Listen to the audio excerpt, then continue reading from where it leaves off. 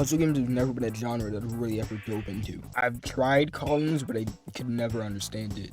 The only other puzzle games I've played were Tetris and Wario's Woods. But over the past year, I've gone into Puyo Puyo.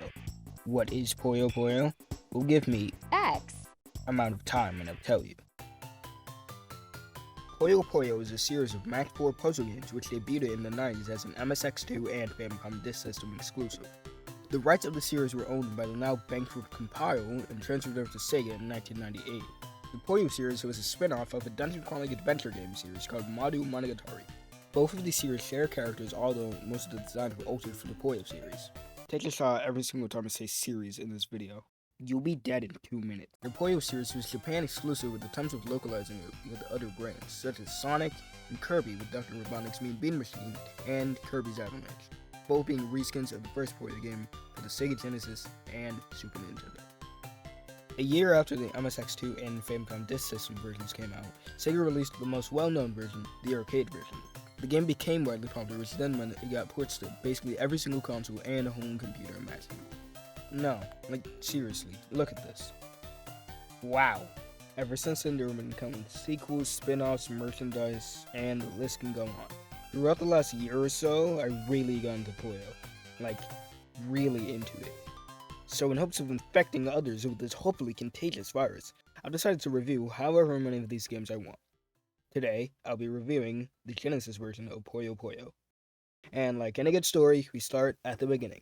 Starting the game, you remember that cool wavy Sega logo animation that most games that aren't Sonic did. The title screen that appears. The character below the logo is the main character, Arunadia. She is on a mission to stop the Dark Prince, otherwise known as Satan in other regions, from taking over the world. Before you get to him, you had to go through 12 opponents, assuming you're playing on normal. Puyo is one of those easy to learn, hard to master games. 5 different colored blobs drop from the third column of your playfield. These colors are red, blue, green, yellow, and purple. If you hold down the controller, the piece will drop faster. If you match 4 of the same colored Puyo, such as 4 reds, they will disappear. These are called chains. If you destroy a set of Puyo, which then makes another set of Puyo disappear, you'll send these transparent Puyo over to your opponent, often called garbage Puyo. Garbage Puyo can't be cleared by matching 4 of them. You have to destroy a normal line of Puyo that is touching the garbage to get rid of the garbage.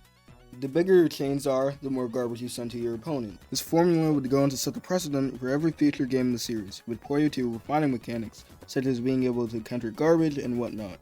I can see why Puyo became such a big thing in Japan. It's very simple and addictive. At the time of writing the script, I have 36.4 hours in Puyo Puyo Tetris 2. Also, if you were wondering, no, I don't go outside. Since this game was originally released in arcades, the difficulty is made for you to lose a handful of 25 cents that you worked so hard for. In terms of this game's art, I quite like it. This game oozes personality and style. Before each battle, there are cutscenes between Aro and your opponent, with a back and forth.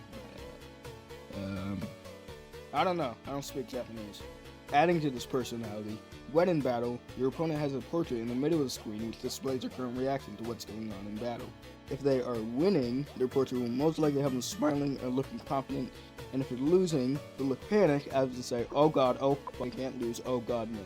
And then they lose, and end up looking like you've stepped on them. Although I prefer the ones in the sequels, Puyo 1's soundtrack is simply up there in my favorites of the series. The theme of the first 8 stages is lively and happy.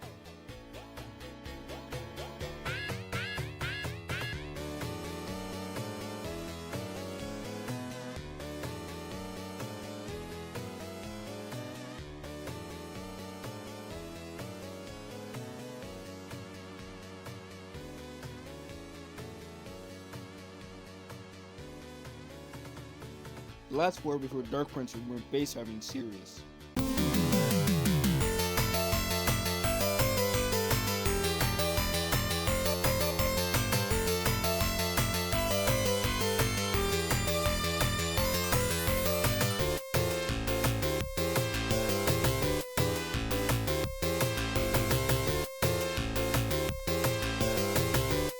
But when you get to Dark Prince, not only is his dialogue music very foreboding and ominous,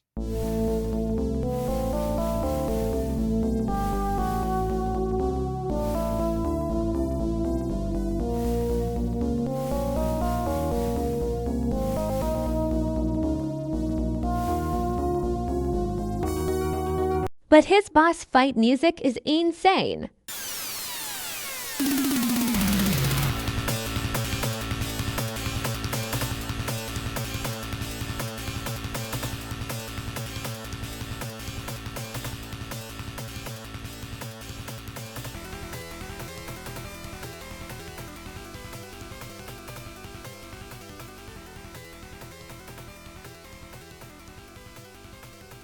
What else is there to go over? Unused stuff! Exclamation point. Found in the sound test is Rejection of Puyo Puyo.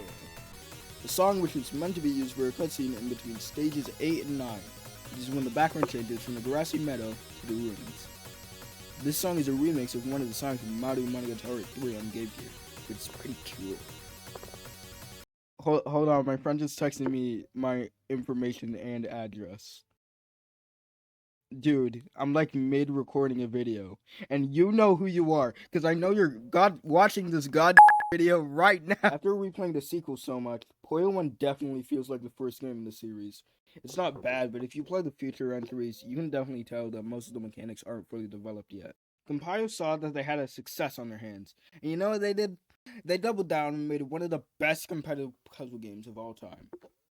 Thanks for watching. Peace.